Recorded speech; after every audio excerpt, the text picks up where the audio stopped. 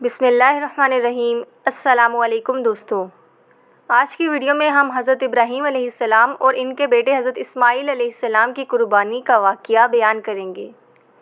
हज़ारों साल पहले का वाक़या है कि हज़रत इब्राहीम अलैहिस्सलाम आराम फरमा रहे थे और इनको नींद आ गई।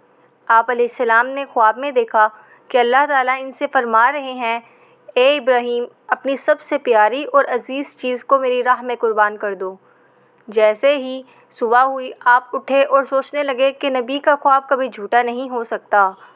इस वक्त आपके पास बहुत से ऊँट मौजूद थे। आपने 100 ऊँटों की कुर्बानी दी। फिर अगली रात हज़रत इब्राहीम अलैहिस्सलाम आराम फरमा रहे थे। उनको ख्वाब आया और आपने ख्वाब में देखा कि अल्लाह तबारक व तआला इनसे फरमा रहा है, ए इब्राहीम, अपनी सबसे प्यारी और अज़ीज़ चीज़ को मेरी राह में कुर्बान करो। दूसरे दिन आपने 200 ऊँटों की कुर्बानी दी और फिर तीसरी रात फिर सोए। रात को ख्वाब में गैब से आवाज़ आई, ए इब्राहीम, अपनी सबसे अज़ीज़ और प्यारी चीज़ को मेरी राह में कुर्बान करो। जैसे ही सुबह हुई तो हज़रत इब्राहीम अलैहिस्सलाम सोचने लगे कि सबसे प्यारी चीज़ तो मेरा बेटा इस्माईल है।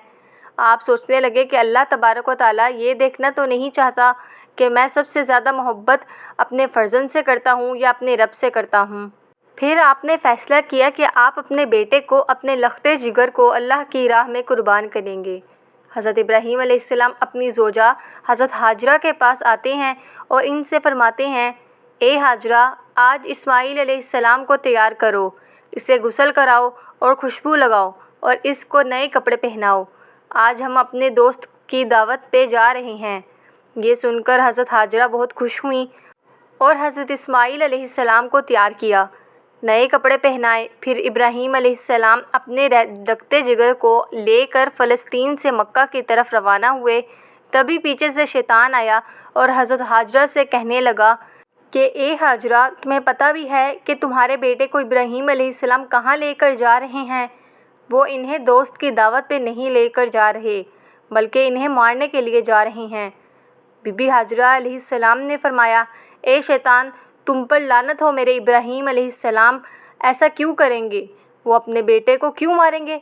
तो शैतान बोला कि हज़रत इब्राहीम अलैहिस्सलाम ने ख्वाब में देखा है कि उन्होंने अपने बेटे को कुर्बान करना है, इसलिए वो अल्लाह की राह में इस्माईल अलैहिस्सलाम को कुर्बान करने जा रहे हैं। तो हज़रत हाजरा ने फरमाया, ए शैतान, तुम पर अल्लाह की लानत हो, ये हमारे रब की तरफ से हुक्म है, तो ऐसे एक इस्माईल तो क्या, हम हज़ारों इस्माईल भी अल्लाह की राह में कुर्बान कर देंगे।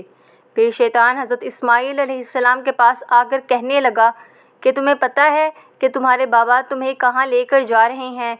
वो तुम्हें अल्लाह की राह में कुर्बान करने के लिए जा रहे हैं। तो हज़रत इस्माईल अलैहिस्सलाम ने फरमाया कि मेरे बाबा मुझे अल्लाह की राह में कुर्बान कर दें, इससे बड़ी खुशकिस्मती और क्या होगी। फिर शैतान यही सवाल लेकर हज़रत इब्राहीम अलैहिस्सलाम के पास आया और कहने लगा, तुम अपने राज़े जिगर को क्यों कुर्बान कर रहे हो? तुम्हें पता भी है कि तुम्हारी कुर्बानी कबूल होगी या नहीं? ये तुम्हारा बेटा है, तुम्हारे रखते जिगर है और तुम इसे कुर्बान नहीं कर सकते।